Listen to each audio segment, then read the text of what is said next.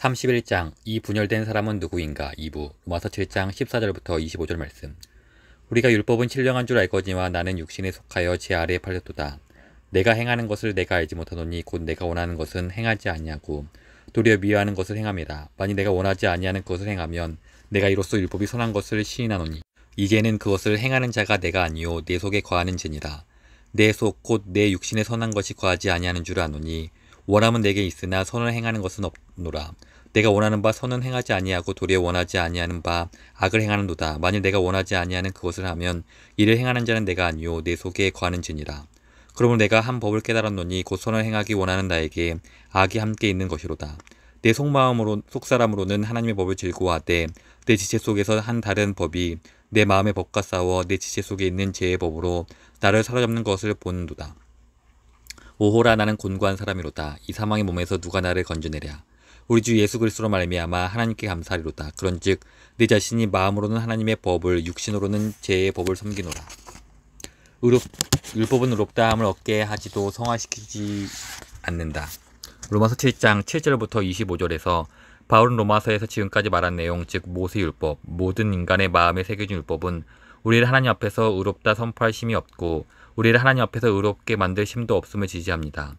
우리는 본성에 있어서 그리고 행위로도 죄인입니다. 그러므로 율법은 우리를 정죄하고 우리 안에서 반란을 부채질합니다. 율법은 의롭다 하지도 않고 성화시키지도 않습니다. 그래서 하나님은 그분의 궁휼하심을 따라 율법이 아닌 다른 방법으로, 즉 독생자 예수 그리스도를 통해 우리가 하나님의 의를 얻을 수 있게 하셨습니다. 따라서 의롭다 선포되기 위해, 의롭다 여겨지기 위해 우리는 우리의 율법 준수가 아니라 그리스도의 율법 준수로 고개를 돌려야 합니다. 우리는 그리스도를 보화로 받아들여야 하고 우리 안에 있는 어떤 의 때문이 아니라 믿음으로 그리스도와 연합된 것 때문에 의롭다 선포되어야 합니다. 우리가 하나님 앞에서 온전히 의롭다 선포되는 것은 이런 방법을 통해서입니다. 그런 다음 의로워지기, 성화되기 위해서도 우리는 율법 준수로부터 돌아서야 합니다. 또는 바울이 로마서 7장 4절에서 말한 것처럼 율법에 대해 죽고 하나님을 위해 열매를 맺을 수 있게 그리스도와 연합되어야 합니다. 따라서 칭의는 믿음으로 그리스도와 연합되는 것이고 성화도 믿음으로 그리스도와 연합되는 것입니다. 둘 다 하나님과 화목하게 되고 하나님을 닮아가는 결정적인 수단으로서 율법으로부터 돌아서는 것을 포함합니다. 로마서 7장 7절부터 25절은 이러한 가르침을 지지하기 위해 매우 독특한 방식으로 쓰였습니다. 본문은 반박 의견에 답변하는 방식을 취합니다. 믿음으로 얻는 칭의와 믿음으로 얻는 성화에 대한 이 모든 가르침, 율법의 행위와 상관없이 하나님과 화목하고 율법에 대해 죽음으로 하나님을 위해 열매를 맺는다는 가르침, 이 율법을 폄훼하고 율법을 죄로 만들고 치명적인 것으로 만든다는 반박에 대한 변론입니다. 바울은 3장 31절에서 이런 반박 의견에 이미 직면한 적이 있습니다. 우리가 믿음으로 말미암아 율법을 파기하느냐? 그럴 수 없느니라. 도리어 율법을 굳게 세우느니라. 로마서 7장 7절에서 또 이렇게 묻습니다. 그런즉 우리가 무슨 말을 하리요? 율법이 죄냐? 13절에서도 이렇게 묻습니다. 선한 것이 내게 사망이 되었느냐? 바울 선생, 당신은 하나님의 율법을 제악시하며 유해한 것이라 말하고 있소. 라고 누군가 문제를 제기합니다. 만일 이 사실이 사실이라면 바울의 교리는 거짓이 됩니다. 그래서 바울은 율법이 거룩하고 의롭고 선하고 영적이라고 주장함으로써 자신이 가르친 믿음으로 얻는 칭의와 믿음으로 얻는 성화 교리를 변론하고 지지합니다.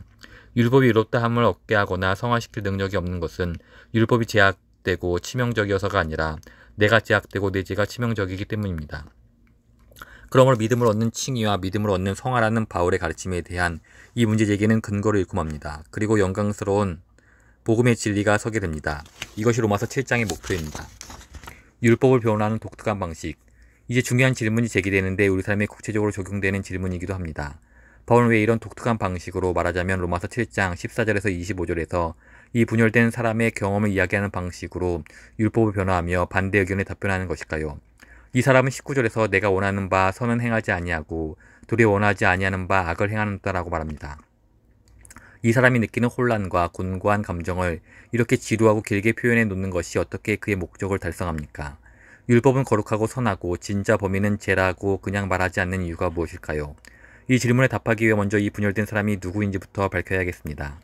지난주에 드린 말씀을 기억해 보십시오. 어떤 분들은 바울이 그리스도인이 되기 전에 한 경험이라고 말하고 어떤 분들은 그가 그리스도인이 되어서 한 경험이라고 말합니다. 제 생각에는 두 번째 의견이 맞는 것 같습니다. 바울은 여기서 그리스도인으로서 자신의 경험을 대해 말합니다. 그렇다고 우리 그리스도인이 이런 패배주의에 빠져 살아도 된다는 말씀을 드리는 것은 아닙니다. 우리는 죄와 화해해서는 안 됩니다. 죄와 싸워야 합니다. 패배는 그리스도인의 삶에서 경험하는 유일한 또는 주된 경험이 아닙니다. 하지만 그 일부긴 합니다. 제임스 패커도 2년 전에 이 본문에 대해 글을 쓰면서 저와 같은 의견을 말했습니다. 그는 이렇게 말했습니다. 바울은 이 곤고한 사람의 인생이 너무 비참하다고 말하는 것이 아니라 단지 마땅히 좋아야 하는 정도로는 좋지 않다고 말하고 있습니다. 또 율법을 즐거워하고 그 율법을 완전하게 지키고 싶은 갈망이 있기 때문에 계속해서 그렇게 할 수 있는 자신의 무능력이 그를 고통스럽게 한다고 말하고 있습니다. 이 곤고한 사람은 바울 자신입니다. 더 나은 그리스도인이 되지 못하는 자신의 고뇌를 자발적으로 표현한 것입니다. 그리고 우리가 이는 바울의 모습을 헤아려 보면 이렇게 추정하는 게 더 타당합니다. 따라서 바울은 그리스도인들이 계속해서 패배하는 삶을 산다고 말하는 것이 아니라 그리스도인들이 계속해서 죄를 이길 수 없다는 사실을 말하는 것이라고 저는 생각합니다. 그리고 이렇게 죄에 대해 승리하지 못할 때 건강한 그리스도인이라면 보통 로마서 7장 14절에서 25절처럼 반응하는 게 정상적입니다. 건강한 그리스도인은 이렇게 말합니다. 나는 하나님의 율법을 사랑한다. 22절 내 속사람으로는 하나님의 법을 즐거워하되 내가 한 일을 미워한다. 15절 도리어 미워하는 것을 행함이라. 이럴 때 얼마나 곤고함을 느끼는가. 계속해서 나를 죽이려고 위협하는 이 몸에서 벗어나기를 소망하며 매일 이 육신과 싸워야 한다니. 24절 오호라 나는 곤고한 사람이로다. 이 사망의 몸에서 누가 나를 건져내랴. 누구도 이렇게 살고 싶어 해서는 안 됩니다. 또는 이렇게 사는데 익숙해져서도 안 됩니다. 하지만 그것이 요지가 아닙니다. 이런 상황에 처할 때 그리스도인이라면 이런 반응을 보이게 된다는 말입니다. 거짓은 안 됩니다. 위선은 안 됩니다. 가장하는 것도 안 됩니다. 자만에 찬 완벽주의도 안 됩니다. 오 주님, 위선적인 미소를 띠고 겉만 요란하고 자신의 실패에 무지하고 남을 정죄하게 베빠른 이런 교회로부터 우리를 구원하소서. 하나님은 우리를 바울처럼 솔직하고 겸손하게 만드십니다. 따라서 제가 변화하고 싶은 견해는 로마서 7장 14절에서 25절은 비록 이상적인 것은 아니라 해도 그리스도인이라면 분명 마주치게 되는 실제 경험의 일부라는 것입니다. 율법과 우리 안에 있는 죄. 앞서 제가 중요한 질문이라고 했던 그 문제로 돌아가겠습니다. 그렇다면 바울은 왜 이런 독특한 방법으로 율법을 변호할까요? 믿음을 얻는 칭의와 믿음을 없는 성화교리가 율법을 제약시하고 유의한 것으로 만든다는 반대 의견에 답을 하고 있다는 점에 기억하십시오. 바로 왜 자신이 그리스도인으로서 실패했던 경험을 말하면서 율법을 변호하는 것일까요? 내가 원하는 바 선을 행하지 아니하고 도리어 원하지 아니하는 바 악을 행하는도다. 그 율법을 죄와 죽음을 만들었다는 잘못된 비판에 맞서기 위해 불완전한 그리스도인과 율법을 함께 다루는 것이 무슨 도움이 될까요? 그리스도인의 경험을 이야기할 때 문제가 되는 부분이 있습니다. 바울은 로마서 7장 4절에서 그리스도인들이 율법에 대해 죽고 하나님을 위해 열매를 맺기 위해 그리스도를 받아들여야 한다고 말했습니다.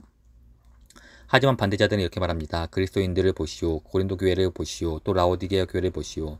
베들레헴을 보시오. 바울 선생 율법에 대해 죽을 때 무슨 일이 일어나는지 당신도 알지 않소? 당신도 로마서 7장 19절에서 내가 원하는 바 선을 행하지 아니라고 말했소. 그런데 로마서 3장 31절에서는 당신 교리가 실제로 율법을 세운다고 말했소. 로마서 8장 4절에서는 영을 따라 사는 사람이 율법을 완성한다고 말했소. 하지만 그리스도인들이 진짜 경험하는 것을 보시오. 당신 자신을 보란 말이오.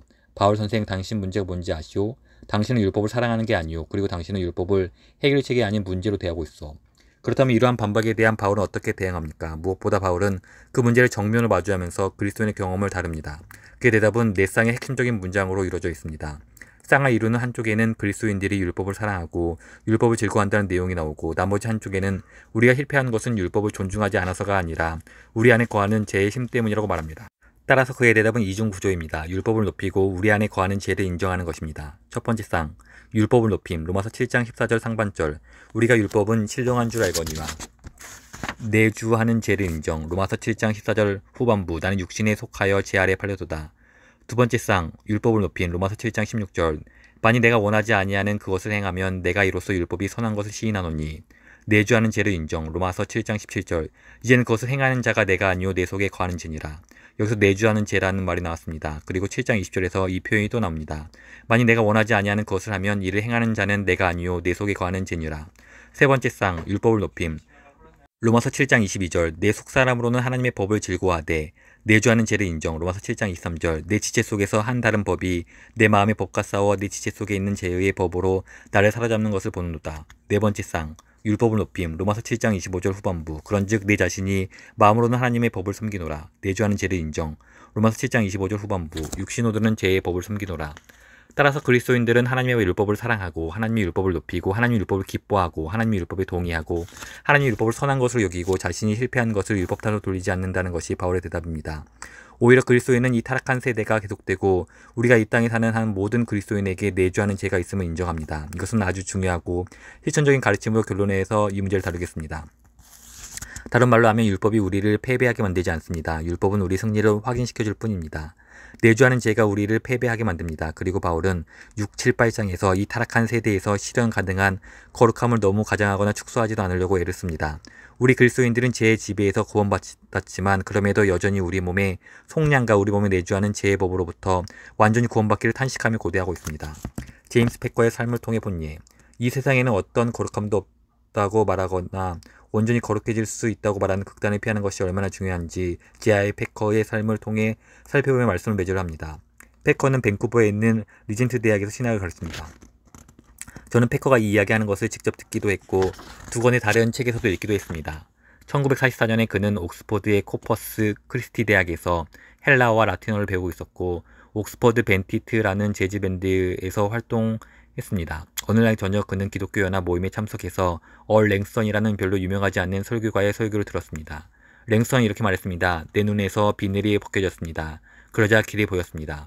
그리고 곧 위기가 찾아왔습니다. 당시 옥스퍼드 주변에는 거짓된 가르침이 많았습니다. 특히 완전주의와 믿음에 의한 성화. 그들은 이 말을 죄와 더 이상 싸우지 않게 된다는 의미로 사용했습니다. 제가 말씀드린 의미와 다릅니다. 를 경험할 수 있다는 가르침과 관련이 있었습니다. 패커는 매우 예민한 양심을 가지고 있었기에 자신을 속일 수 없었습니다. 그는 완전하지 않았고 아무리 여러 번 하나님 앞에 자신을 헌신해도 여전히 완전하지 않았습니다. 그는 다음에 두 가지를 발견하지 못했더라면 이것 때문에 자살했을지도 모른다고 말했습니다. 그 발견한 두 가지는 내주하는 죄에 대한 존 오웬이 쓴 책과 거룩함을 주제로 쓴 J.C. 라일의 책이었습니다. 여기서 그는 성경이 말하는 내주하는 죄에 대해 깨닫게 되었고 믿음의 싸움은 계속된다는 사실과 오직 믿음으로 그리스도 안에서 우리에게 전가된 하나님의 의로부터 오는 영광스러운 심을 알게 되었습니다. 우리는 이 진리의 강물에 이제 겨우 발을 담갔습니다. 로마서 7장에서 말하는 이 분열된 사람에 대해 아직도 할 말이 많습니다. 하지만 지금까지 살펴본 내용을 통해 하나님께서 우리의 눈에서 비늘을 벗겨주셔서 완전주의와 패배주의라는 두 극단의 무기력에 빠져나올 수 있기를 기도합니다. 그리스도인의 표징은 완전함이 아니라 믿음으로 계속해서 싸워나가는 것입니다. 불완전한 사랑이긴 하지만 성령의 능력으로 싸우면서 하나님께서 죄인들을 의롭다 하셨음을 기뻐하며 확신하는 것입니다. 그러니 그리스도를 우리의 의로 받아들이고 그분을 힘을 다해 귀하게 여기고 다른 무엇보다도 그분의 방법을 높이십시오.